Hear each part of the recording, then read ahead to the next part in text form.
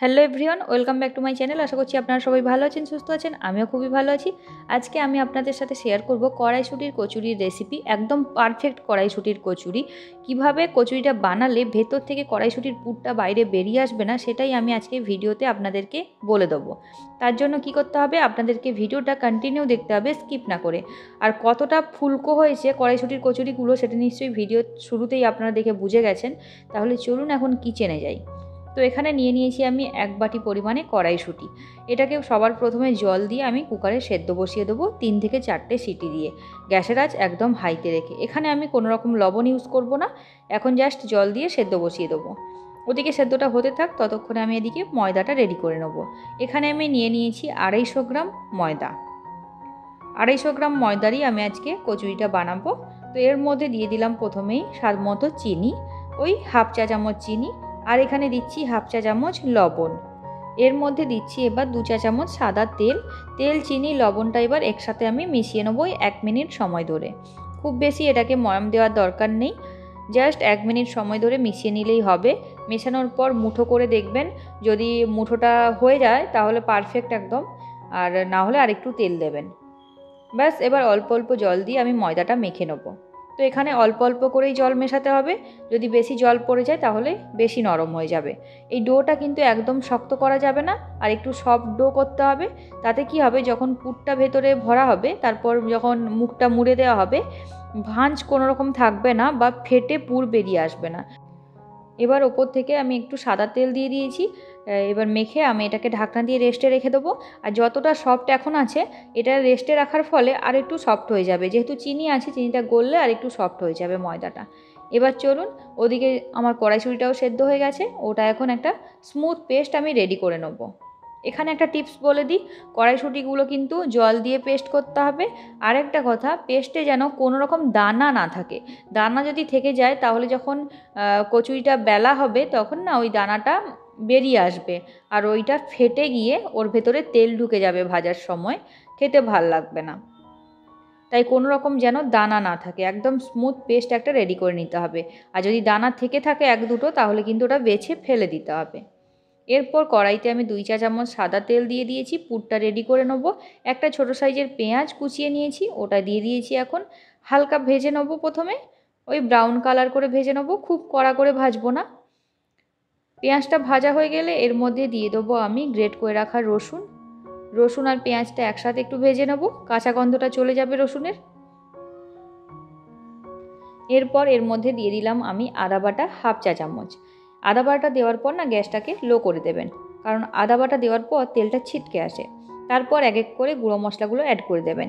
এই ধরুন লবণ, হলুদের গুঁড়ো, লঙ্কার গুঁড়ো, জিরে গুঁড়ো, ধনে গুঁড়ো। ঝালটা আপনাদের পছন্দ মতো দেবেন। আমি এখানে হাফ চা চামচ লঙ্কার গুঁড়ো দিয়েছি, হলুদ গুঁড়ো 1 চামচে 4 ভাগের 1 ভাগ দিয়েছি, আর লবণ 1 চামচে 4 ভাগের 1 ভাগ। এরপরে দিয়ে দিয়েছি আমি পেস্ট করে রাখা কড়াইশুঁটি। ভাজা মশলাগুলোকে একটু নেড়ে চেড়ে কড়াইশুঁটিটা এবার একটু মশলার সাথে আমি মিশিয়ে নেবো। এরপর স্বাদ মতো আমি এখানে একটু চিনি দেবো। চিনি দিলে না কড়াইশুঁটির স্বাদটা বেশ ভালোই আসে। আর একটু দেবো যেটা গরম মশলার গুঁড়ো, সুন্দর একটা স্মেলের জন্য। গ্যাসের আঁচ একদম লোতে রেখে এক্সট্রা যে জলটা আছে কড়াইশুঁটির এই পেস্টের মধ্যে, সেই জলটা কিন্তু একদম শুকাতে দিতে হবে। দেখতে পাবেন প্রায় 1-2 মিনিট নাড়ার পরেই দেখতে পাবেন কড়া থেকে কিন্তু কড়াইশুঁটির পেস্টটা পুরোটা ছেড়ে আসছে, উঠে আসছে। যখনই এরম কড়াই থেকে উঠে খুন্তির গায়ে লেগে যাবে তখনই বুঝতে হবে একদম পারফেক্ট হয়েছে, মানে একদম শুকনো শুকনো করে নামিয়ে নিতে হবে। এখানে আমি গ্যাস বন্ধ করে দিয়েছি। এবার একটা প্লেটের মধ্যে কড়াইশুঁটির পেস্টটা আমি নিয়ে নেব। পুর কিন্তু আমার রেডি। এবার পুরটা একটু ঠান্ডা করে তারপর ইউজ করব। ততক্ষণ ওদিকে যে ডোটা রেডি করেছি আমি ওটাকে আরেকটু মেখে নেব। ডোটা এবার দেখুন আগের থেকে কিন্তু আবার একটু সফট হয়ে গেছে, যেহেতু এতক্ষণ রেস্টে ছিল, প্রায় ওই 15 থেকে 20 মিনিট মতো আমি রেস্টে রেখেছিলাম, তাই একটু সফট হয়ে গেছে। আপনাদেরকে এখানে একটা ছোট টিপস দিয়ে থাকি, রুটি কিংবা লুচি, পরোটা যাই করেন না কেন, আটা ময়দা যাই মাখবেন, রেস্টে রাখবেন, তাহলে দেখবেন তারপরে না বেশ সফট হয়ে যায়, আর ওটার কিন্তু রুটি কিংবা পরোটা বেশ ভালোই হয় আর খেতেও ভালো লাগে। তো এর থেকে আমি এবার লেচিগুলো কেটে নিলাম। লেচিটা একটু বড় বড় সাইজেরই কেটেছি, কারণ পুরিগুলো দেখতে একটু মোটাই হয়, তাই মোটা মোটা করে বানাবো, একটু বড় সাইজের রেখেছি। আর পুরটা কিন্তু খুব বেশি দেওয়া যাবে না, তাতে ফেটে বেরিয়ে আসতে পারে। অল্প অল্প করেই পুর দিতে হবে। আর পুরটা দেওয়ার আগে হাতের মধ্যে একটুখানি সাদা তেল আমি মেখে নিয়েছি, যাতে পুরটা হাতে না লেগে যায়।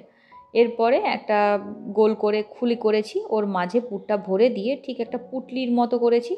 এরপর একটু হাত দিয়ে চেপে দিলাম, ব্যাস। পুর ভরা কিন্তু একদম ইজি কাজ। আবারও একটা আপনাদেরকে করে দেখিয়ে দিচ্ছি।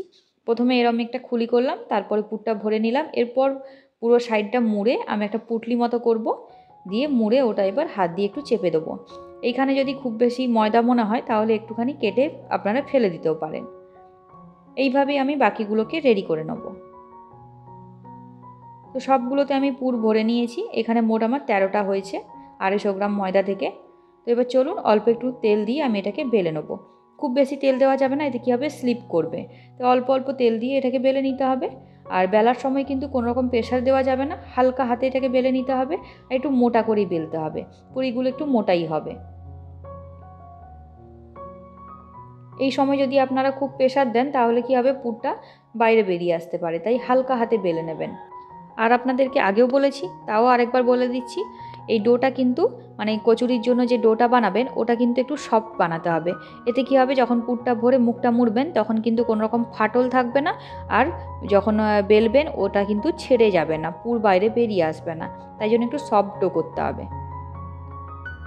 এখানে আমি 2টো বেলে নিয়েছি। এবার চলুন কড়াইতে বেশ কিছুটা পরিমাণে আমি তেল দিয়ে দেবো। এখন আপনাদেরকে ভেজে দেখাচ্ছি। তো তেলটা গরম হয়েছে কিনা কীভাবে বুঝবো, একটুখানি ময়দা আমি ফেলে দিয়েছিলাম, প্রথমে তলাতে চলে গেল, তারপর ভেসে ওপরে উঠে গেছে। তার মানে হলো তেল গরম হয়ে গেছে, একদম পারফেক্ট। এবার লো টু মিডিয়ামে গ্যাসটা রেখে একটা একটা করে কচুরি আমি ভেজে তুলে নেব। তো প্রথমে কচুরিটা দেওয়ার পরে চামচ দিয়ে ওপরে কিন্তু একটু করে তেল দিতে হবে আর হালকা একটু প্রেস করতে হবে। এতে কী হবে, কচুরিটা ফুলে উঠবে। কচুরিটা কত সুন্দর ফুলছে আপনারা নিশ্চয়ই দেখতে পাচ্ছেন ভিডিওতে।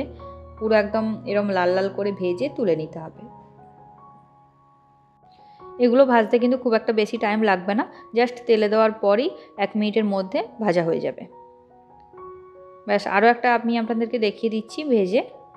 কচুরিটা দেওয়ার পরেই কিন্তু তেলের মধ্যে অল্প অল্প করে তেল ওপরে দিতে হবে, এতে কচুরিটা ওপরে ফুলে আসবে। আবার একবার আপনাদেরকে বলে দিলাম। আর হালকা করে চামচ দিয়ে একটু করে প্রেস করে দিচ্ছি। দেখুন এটাও কত সুন্দর ফুলে এসছে। ঠিক এভাবেই আমি বাকিগুলো ভেজে নেব। আর এই সময় লক্ষ্য করছেন নিশ্চয়ই কোনো রকম পুর কিন্তু বাইরে বেরোচ্ছে না। তাহলে চলুন বাকিগুলো আমি এইভাবে ভেজে নিই। আর আমি যে টিপসগুলো বললাম সেগুলো যদি ফলো করে আপনারাও বাড়িতে একবার ট্রাই করেন তাহলে কিন্তু পারফেক্ট কড়াইশুঁটির কচুরি বানাতে পারবেন। তাহলে চলুন আপনারাও একবার ট্রাই করুন, আর কেমন লাগলো খেয়ে সেটাও কমেন্ট করে জানাবেন। আর আজকের ভিডিওটা আমি এখানেই শেষ করছি। ভালো লাগলে একটা লাইক করে যাবেন। আবার দেখা হবে নতুন কোনো ভিডিও নিয়ে। আর হ্যাঁ, এই কচুরিগুলো কিন্তু চাইলে আলুর দম কিংবা চাটনি আর আচার যদি থাকে সাথে তাহলে কিছুই লাগে না।